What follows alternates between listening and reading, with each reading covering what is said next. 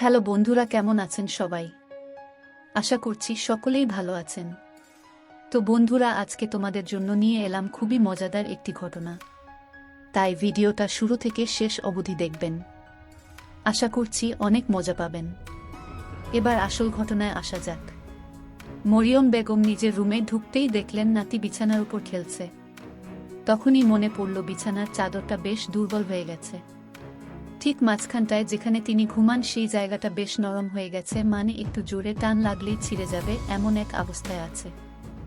যদিও একটা জায়গায় একটু ফেঁসে গিয়েছিল, তা দেখেই তিনি ওখানটায় সেলাই করে নিয়ে ব্যবহার করে যাচ্ছিলেন নিজের মতো করে। কিন্তু আজ নাতিকে খেলতে দেখে বিপদে পড়ে গেলেন। এখন যদি খেলতে নিষেধ করেন তবে নির্ঘাত মেয়ে গাল ফুলাবে। অন্য কোনো সময় হলে হয়তো মনে কষ্ট পেত না, সমস্যাটা বুঝত, কিন্তু এখন বুঝবে না। কারণ তার মেয়েটা দ্বিধাদ্বন্দ্বের এক জটিল সমীকরণের মধ্য দিয়ে যাচ্ছে, তা তিনি ওর মুখ দেখে খুব ভালোই বুঝেন। এই রকম সময়গুলো প্রতিটা মেয়ের জন্য খুব ক্রিটিক্যাল একটা সময় হয়, যখন সে নিজের স্বামীর সাথে ঝগড়া করে তাকে ডিভোর্স দিবে বলে নিজের সংসার ছেড়ে মায়ের কাছে এসে ভিড়ে একটা শক্ত আশ্রয়ের আশায়। ঠিক সেই সময়টাতে অতি অল্প বিষয়কেও মেয়েরা অনেক বড় করে দেখে। তুচ্ছ সব বিষয়ে রাগ করে মনে করে মা বুঝি মেয়েকে বোঝা ভাবছে। এসব মরিয়ম বেগম বেশ বোঝেন, তাই তো এই মুহূর্তে কি করবেন তা ভাবতে ভাবতেই দেখলেন তার নাতি ইতিমধ্যে চাদরে পায়ের বুড়ো আঙুল ঢুকিয়ে ফুটো করে ফেলেছে। এখন একে অফোর্ড করাটাই শুধু বাকি।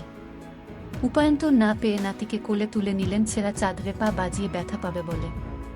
আর তখনই মেয়ে এসে ছেলেকে চাদর ছেঁড়ার কারণে দুটো চড় লাগিয়ে দিল।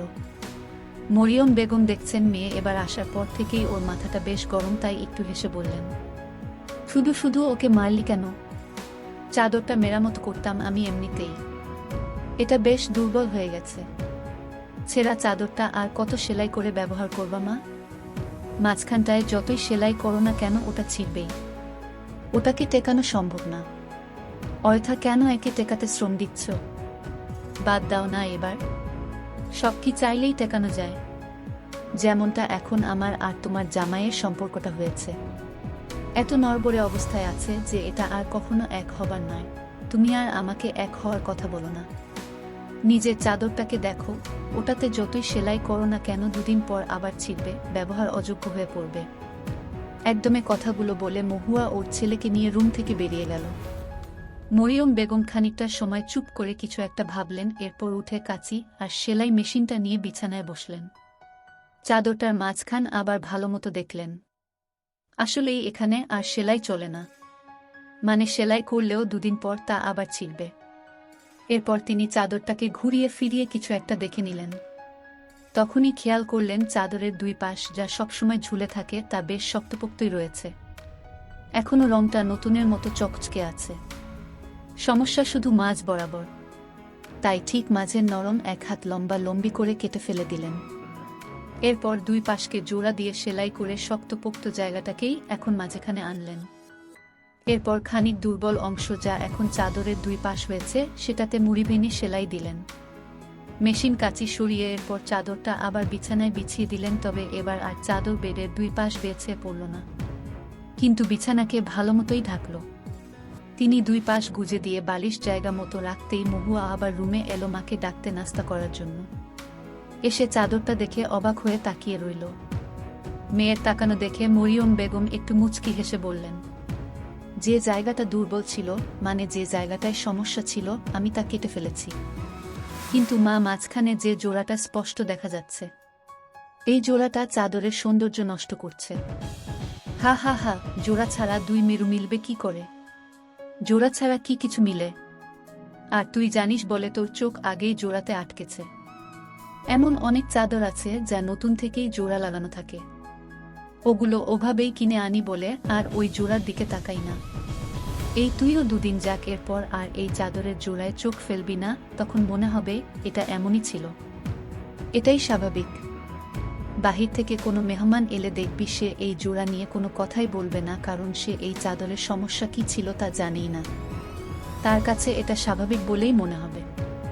দুর্বল অংশ কিছুটা কিন্তু এখনও এই চাদরেই আছে, মা যখন তখন ওখানে টান পড়তে পারে। যত্নের উপর নির্ভর করে কোনো জিনিস কতদিন টিকবে। পৃথিবীর সবকিছু যত্ন চায়। অবহেলা অসহ্য করে এমন কিছু আছে নাকি পৃথিবীতে? আমি জানি আমার চাদরের দুর্বল অংশটা কোথায়, যেহেতু আমি চাই চাদরটা আরও কিছুদিন টিকুক, তাই আমি এর যত্ন নিব। দুপাশে টানাটানি করব না, ব্যাস তাই, আর এই মুহূর্তে সমস্যায় পড়ব না। আর দেখ, আগে রং জ্বালা চাদরটা জোড়া লাগানোর পর কেমন নতুনের মতো ঝলমলে করছে, শুধুমাত্র জায়গা পরিবর্তন করাতেই। আমি চেয়েছি চাদরটাকে ব্যবহারযোগ্য করতে, তাই এর ভালো দিক খুঁজেছি আর পেয়েও গেছি। যদি না চাইতাম তবে তোর কথা মতো এটা ফেলে দিতাম। এই চাদর কয়েক টুকরো হতো, মোছামুছির কাজে ব্যবহার হতো। এখনকার মতো আর বিছানায় শোভা পেত না, মানে যার যেই কাজ, যার যে সম্মান, তা আর অটুট থাকত না। মা, তুমি জানো তোমার জামাই সারাক্ষণ আমার দোষ ধরে, সারাক্ষণ ওর মায়ের কথা শোনে। আমি অতিষ্ঠ হয়ে গিয়েছি। তোর ভাইটা এখনো আমার খোঁজ খবর নেয় বলে আমাকে কারো কাছে হাত পাততে হয় না। আমি আমার সম্মান বজায় রেখে চলতে পারছি। মা, তোমার কথা আলাদা, তুমি আমাদের জন্য যা কষ্ট করেছ। কষ্ট ছাড়া সন্তান লালন করতে পেরেছে কে রে? তার নাম বল, তাকে আমি জাদুঘরে রেখে আসি। আমি যেমন হাড়ভাঙা খাটুনি খেটেছি তেমন তুইও করছিস, ঠিক তেমন তোর শাশুড়িও করেছেন। এখন এই বয়সে এসে যদি তার ছেলে তাকে না দেখে, তার কথা না শোনে, তবে কি তুই সুখ পাবি ওই মানুষটার রুহের কষ্টের গরম বাতাসে? তুই তো একটা সময় ভস্ম হয়ে যাবি সেই তাপে, তখন না পাবি এই কুল, না পাবি ওই কুল। আর একটা জিনিস কি জানিস মা? ছোটরা অনুকরণ প্রিয়। পরিবারকে যে পথে চলতে দেখে নিজেও ঠিক সেই পথেই হাঁটে। আজ তুই চলে এসেছিলি যে অজুহাতের সামনে, সেই একই অজুহাতের যদি তোর ছেলেটাও। মা, তোমার জামাই আমার কেয়ার করে না, আমার ছোটখাটের শখ আহ্লাদ। একদম মিথ্যা বলবি না। জামাই যদি তোর কেয়ার না করতো তাহলে ঝগড়ার পর তোদের বাড়ি বয়ে এসে দিয়ে যেত না? বলতো নিজের মতো করে চলে আসতে। গত ঈদে তোর শাড়ি কিনেছে কয়টা? কই, ও তো কিছু নিল না। পুরনো পাঞ্জাবি পরে নামাজ পড়ল। তোর শখ আহ্লাদ পূরণ করে না, কিন্তু ও কি ওর কোনো শখ পূরণ করে? আবার বলিস না, ওর আবার শখ কি? শখ আহ্লাদ যেমন তোর আছে তেমন ও আছে, প্রতিটা মানুষেরই থাকে। কেউ প্রকাশ করে, কেউ ভেতরেই দাফন দেয় পারিপার্শ্বিকতার কারণে। ওর প্রতি তোর কত অনুযোগ, কিন্তু ওকে তো দেখলাম না একদিনও তোর প্রতি কোনো অনুযোগ প্রকাশ করতে। উল্টো বলে, মা, রিমা যেভাবে আমার মায়ের যত্ন নেয় তেমন করে আমি কোনো দিনও আপনার যত্ন নিতে পারবো না। যদি পারেন আমাকে ক্ষমা করবেন। উফ হয়েছে মা, আর না। অসহ্য লাগছে। কই তোমার মোবাইল? যাও তোমার জামাইরে আসতে বলো, আমাকে নিয়ে যেতে বলো। বলে রিমা উঠে দাঁড়ালো। তুই যাচ্ছিস কোথায়? তুইই বল। লইটা শুটকি এনেছো গতকাল, যাই বেশি করে পেঁয়াজ রসুন দিয়ে ভুনা করি, তোমার জামাই এটা পেলে 2 প্লেট ভাত খাবে। আর কলটা তুমিই করো, মেয়ের জন্য এইটুকু তুমি করতেই পারো, তাই না মা? বলে একটা হাসি দিয়ে মহুয়া চলে গেল। মরিমায় বেগম মোবাইল নিয়ে বসলেন মেয়ের জামাইকে কল দিয়ে বাসায় আসতে বলতে। 2টো রিং হতেই রিসিভ হলো। আসসালামু আলাইকুম আম্মা, ভালো আছেন? আলহামদুলিল্লাহ, তুমি কেমন আছো? বেআইন কেমন আছেন? আম্মা, আমরা ভালো নেই। বোঝেনি তো, রিমা বাসায় না থাকলে এখানকার কেমন একটা হয়বল অবস্থা হতে পারে।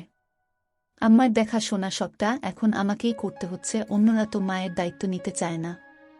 কে নিল আর কে নিতে চায় না তা তুমি ভাবো কেন? মা, তুমি দেখলেই হবে। আজ আসো বাসায়, রিমাকে নিয়ে যাও।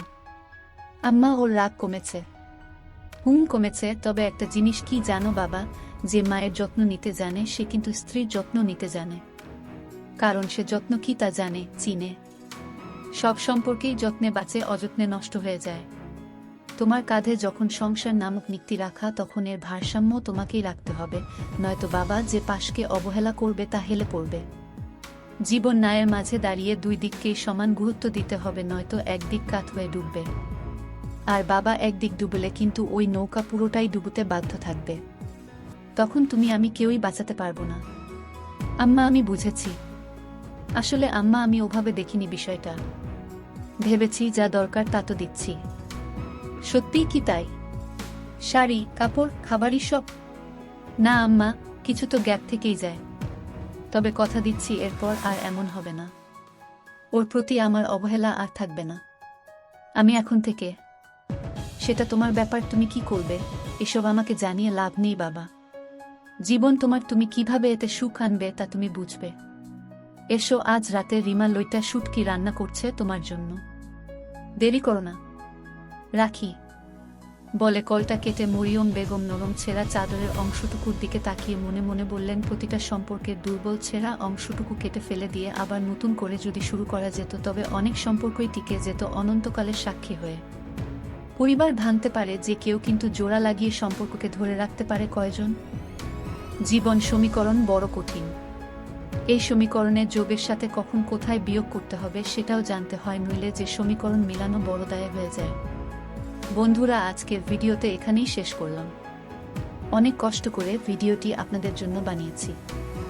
যদি ভিডিওটি আপনাদের ভালো লেগে থাকে তাহলে একটা লাইক করবেন এবং চ্যানেলটি সাবস্ক্রাইব করবেন, এই আশা ব্যক্ত রেখে আপনাদের কাছ থেকে বিদায় নিচ্ছি আমি কবিতা। দেখা হবে আগামীকালের নতুন কোনো ভিডিওতে। সে পর্যন্ত সবাই ভালো থাকুন, সুস্থ থাকুন। ধন্যবাদ।